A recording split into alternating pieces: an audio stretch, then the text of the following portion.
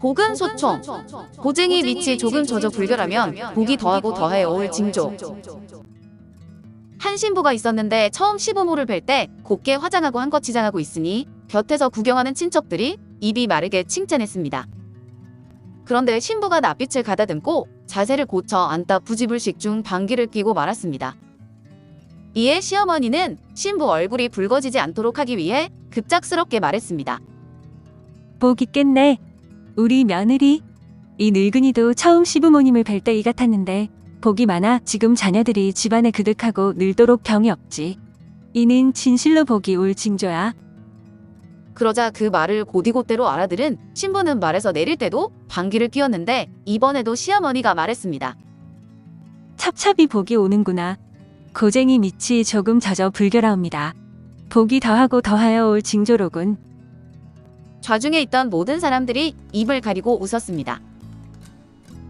잠시 동안 요란 떨다가 쉬 사정해버리는 것은 하품. 어떤 한 행상이 남의 집에 투숙하였다가 주인 부부가 우무지정을 나누는 소리를 듣고 주인을 불러 물었습니다. 지금 무슨 일을 하고 있어? 주인이 황급히 대답했습니다. 안사람과 잠시 놀고 있을 뿐이요. 행상이 말했습니다. 운우지정에는 두 가지 품격이 있어. 깊이 심어놓고 오랫동안 희롱하여 뼈골이 녹아들 듯 하는 것이 상품이고 격한 소리를 내며 잠시 동안 요란 떨다가 쉬 사정해버리는 것은 하품이요. 주인집 여자는 이 말을 듣고 잠옷 염두에 두고 있다가 거짓으로 가위에 눌린 척하면서 남편을 발로 차 깨우고는 말했습니다. 제 꿈이 상서롭지 못하네요. 꿈의 조밭을 돼지가 다 먹어 치웠어요. 만약 이 조를 잃게 된다면 생계가 어려울 텐데 가봐야 하지 않겠어요? 남편이 그 말을 믿고 허리에 화살을 차고는 급히 달려나가자 여자가 행상을 불러 말하였습니다. 소골객께서는 어찌하여 과시하는 것이요?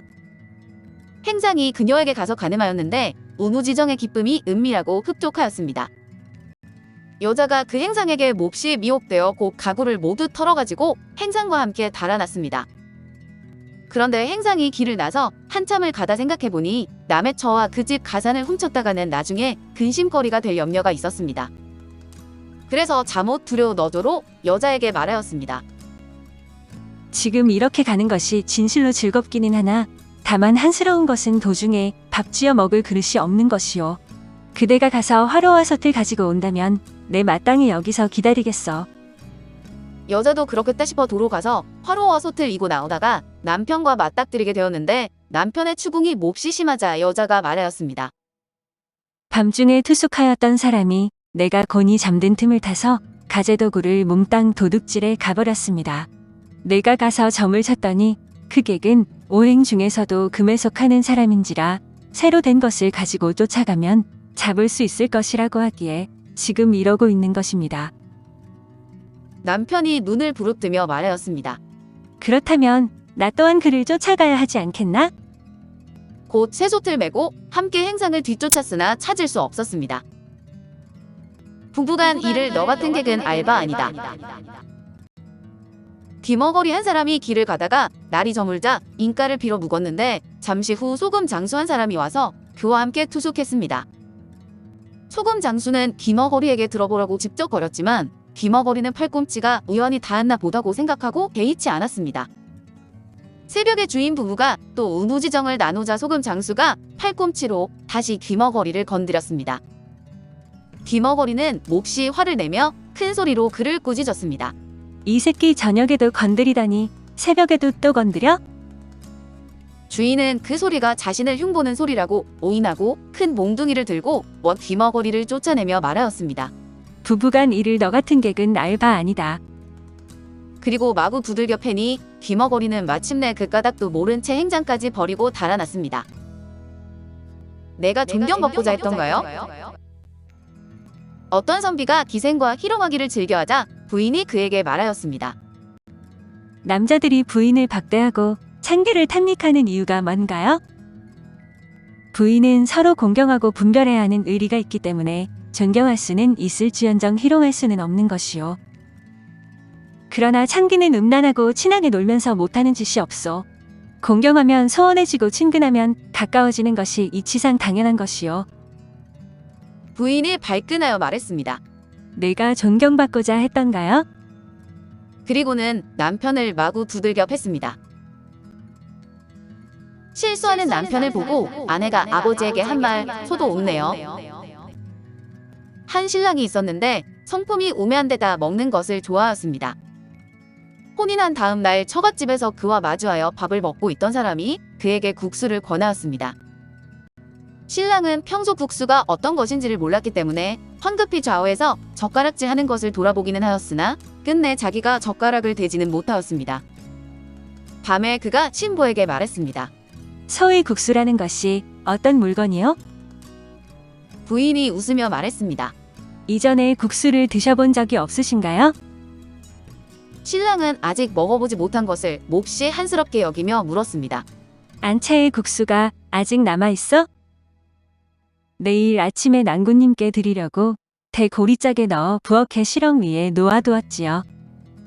신랑은 치간에 간다는 핑계를 대고 부엌으로 가서 실험 위를 더듬다가 고리짝이 손에 닿았는데 그만 실수로 땅에 떨어뜨려 소리를 내고 말았습니다. 그럼에도 불구하고 신랑은 달아날 생각은 하지 않고 떨어진 국수를 손에 닿는 대로 주워 먹었습니다. 장인은 도적이 들었다고 생각하고 뛰쳐나와 도둑을 붙잡고서 등잔불을 켜라고 황급히 소리쳤습니다. 신부는 범인이 신랑의 것이라고 생각하고 즉시 부엌으로 달려나와 불이 붙여지지 않는 척하며 말하였습니다. 잠자다 나와서 그런지 부는 힘이 약해 불을 붙일 수가 없네요. 제가 도적을 잡고 있겠으니 아버지께서 불어보세요. 주인 영감이 대신 불씨를 불자 아내는 지아비의 등을 떠밀어 내보냈습니다.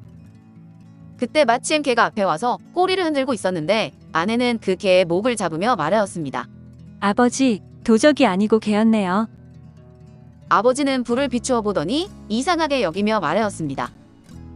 내가 잡았을 때는 정말로 사람이라고 생각했는데 그것이 도리어 개가 되다니. 신랑이 마구간에 숨어 있다가 그 모습을 바라보면서 자기도 모르게 실수하고 말았습니다. 그러자 아내 또한 웃으며 말하였습니다. 소도 웃네요.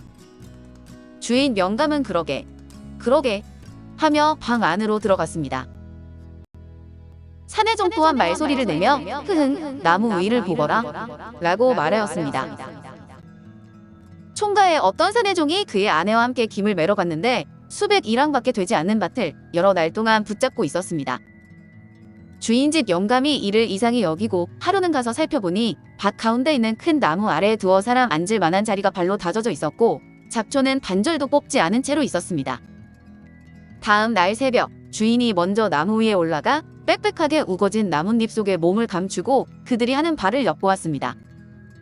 사내종과 그의 아내는 나무 밑에 이르자 각각 옷을 벗고 발가벗채 김을 매기 시작하였습니다. 겨우 반씩경이 지나자 처가 사내종을 부르더니 말하였습니다.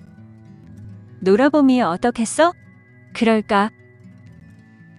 여자는 구부리고 선제 발을 차면서 암말 흉내를 내었고 사내종은 두 손을 땅에 대고 마치 수말처럼 달려가 옥문 냄새를 맡았습니다. 수말이 희행거리는 신용을 하느라고 돌아보며 입술을 뒤집다가 마침 나무 위에 쭈그리고 앉아있는 주인을 보게 되었습니다.